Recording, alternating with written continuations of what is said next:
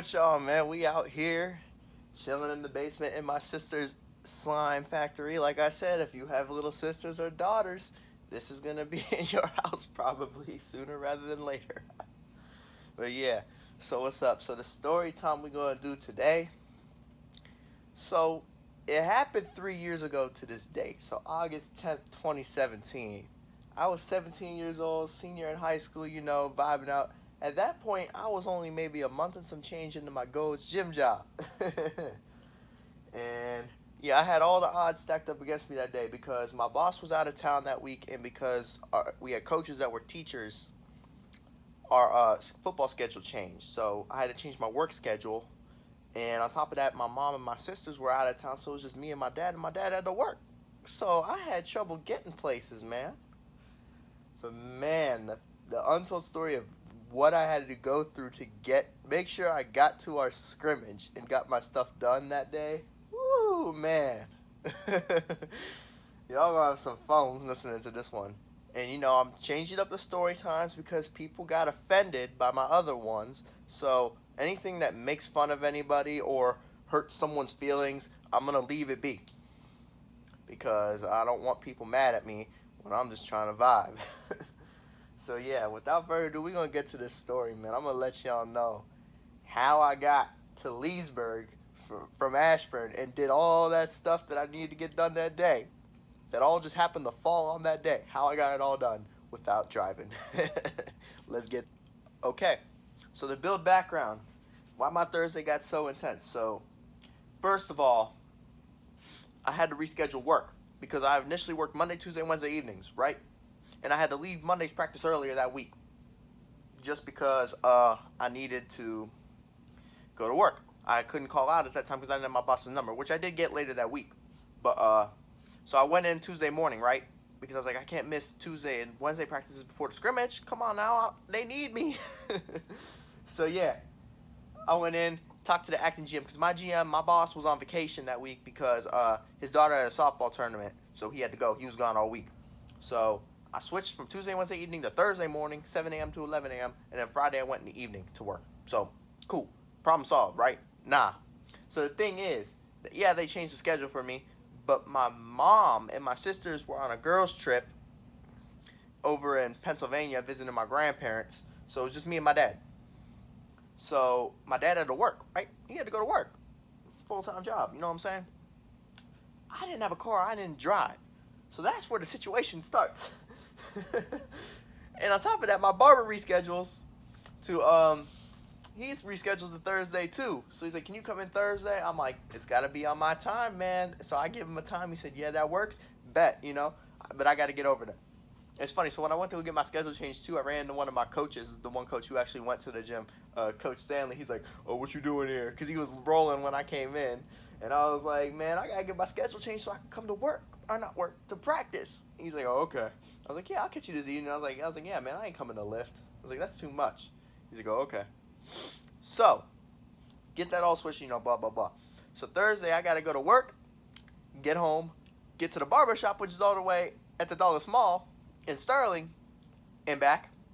Then I got to get to Leesburg for the scrimmage on time. So I'm like, shoot, man, how am I going to get all this taken care of? So the plan, so I went to work, right? I think it was my coworker, my boy was there at the time. And yeah, so we were chopping it up type thing at the beginning. Because he always would talk to me the first couple minutes. That was before we built like actual friendship. He'd just be like, oh, y'all, because I was really quiet. I was introverted. He's like, who y'all got this evening? And I was like, man, we got the Minion, blah, blah, blah. So I go through work, right? I think when I was leaving, he was about to leave or someone else was at the desk. So, yeah, I roll out. My dad's waiting, text me, he here. That type thing. So I roll. Then I get home. So y'all know I needed a ride to the mall because my dad said whatever. He said, I got you to work and back from work. He took an hour lunch break. He said, what you do from then on, that's on you, getting the scrimmage and stuff. And I'm the most important. I was arguably the most important thing on the team next to the quarterback. So, I needed to be there. But yeah, so, all right, how do I put this? So, the night before, I texted this one girl I know. And all you need to know, she went to high school with me. That's all I'm saying. I ain't going to say her name. But I texted this girl and I was like, hey, I need a very big favor. She's like, all right, what's that? So I told her. I was like, I need you to, if you can, to give me a ride to the Dollar Mall because I need to get my hair cut. I need to look clean for this game, and that's when my barber can do it. And she's like, okay, what time? And I told her. She's like, okay, I got you. I was like, I'll pay you for a gas money. She's like, nah, I got you.